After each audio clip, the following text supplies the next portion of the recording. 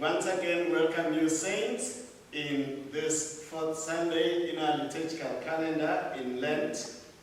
And we give thanks to the Lord that we are still able to ponder and come before God and serve you as you are all over the world and all over this parish. Today we have a team that comprises of Babe Amechi Dike.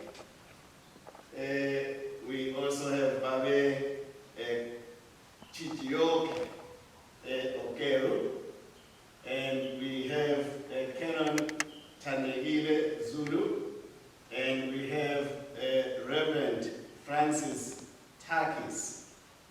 Ourselves, and we also continue to be assisted by our sister who records the service. So we want to say thank you to Lillian for being so faithful and helping us through these recordings. We are still in lockdown and we are not happy. We must say that. We would like to worship together with you face to face, and we would like to even shake your hands, but the evil that is moving about us, we are saying the evil because anything that separates and divides us is from the devil. So we are praying that we beat this COVID-19, the coronavirus, and we ask you to be in or continue, not join together in this worship, but continue in our journey of saying how best can we change our lives so that they can be aligned with that of Christ. That's what Lent is all about. Repent and believe the good news. That's what we say when we put the imprints on your forehead. And together we pray, God of judgment, you reach out to us in mercy even when we rebel. Soften our hearts with the warmth of your love, that we will know your Son alive in us, through Jesus Christ our Lord, who lives and reigns with you and the Holy Spirit, one God, now and forever. Amen. I greet you, saints, in the name of Jesus. Amen. Today is the fourth Sunday in Lent. Our readings are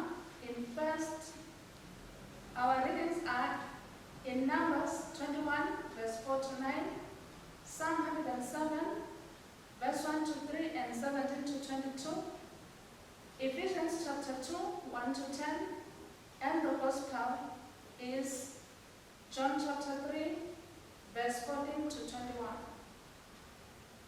Our canticle is the Song of Salvation, which is Canticle 7.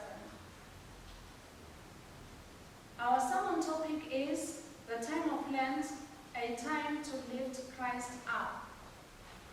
We continue to journey together in the days of Lent, and we now come to the fourth Sunday in Lent, which we also call Motherly Sunday.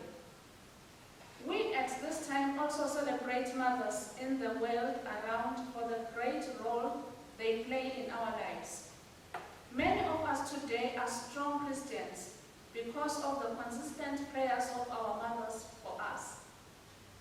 The lives of faith they lived before us and the stern looks they gave us to go on to attend Sunday school, even when we did not want to.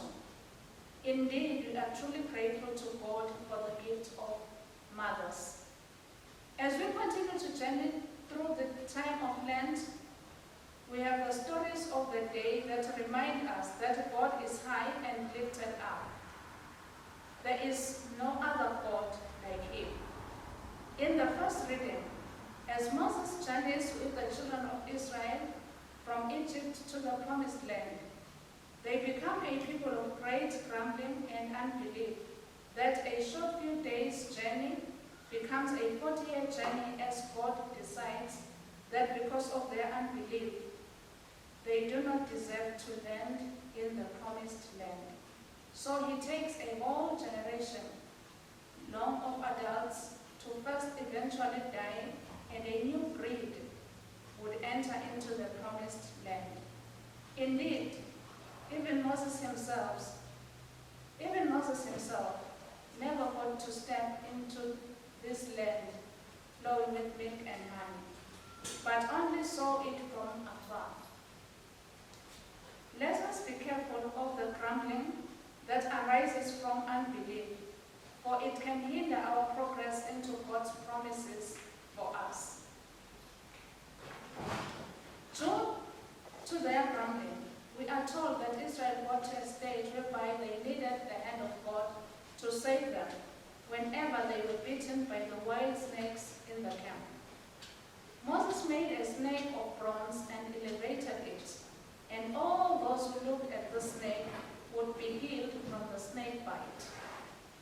This elevated snake was a type of the Christian, was a type of the Christ, whereby we are taught that in all things we need to lift up God above our problems.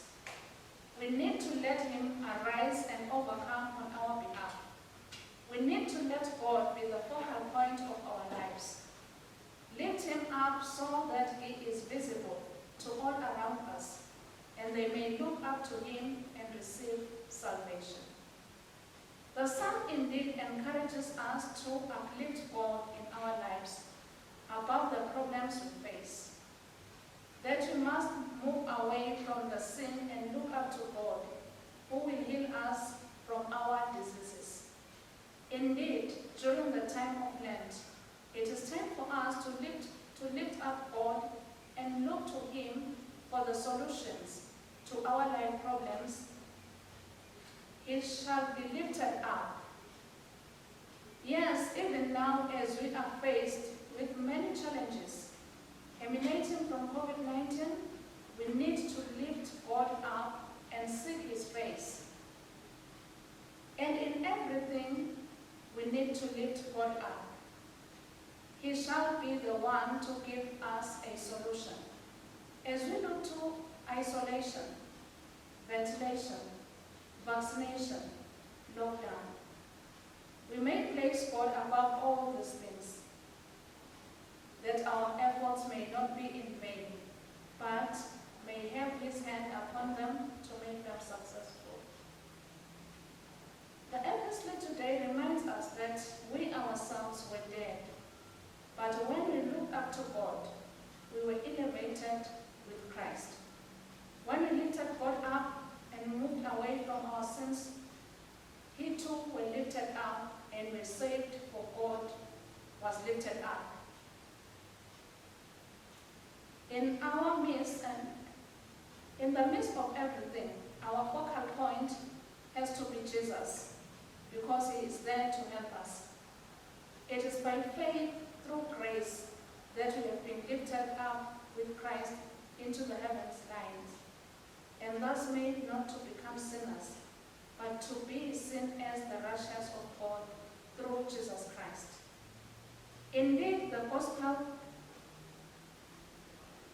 of Christ today explains to us that Nicodemus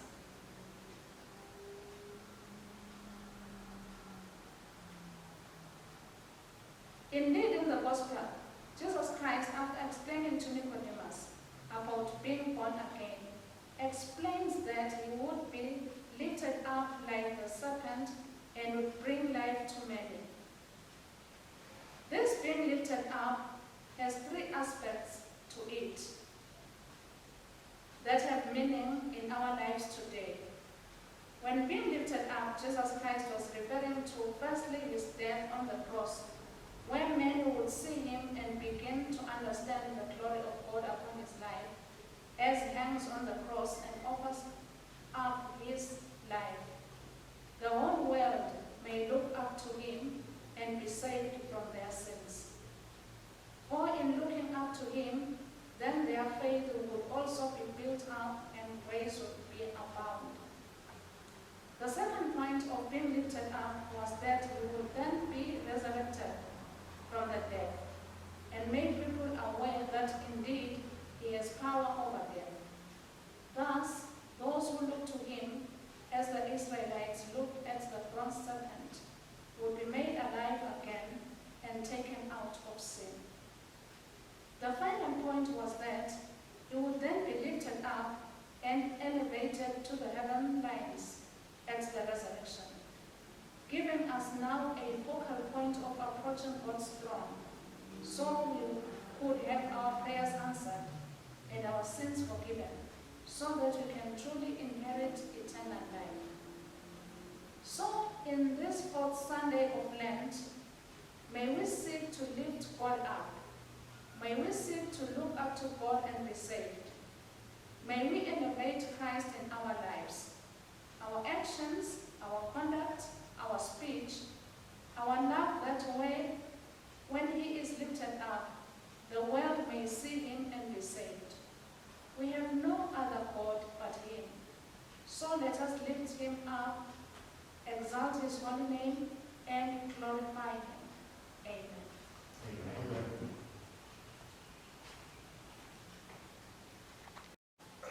Let us pray.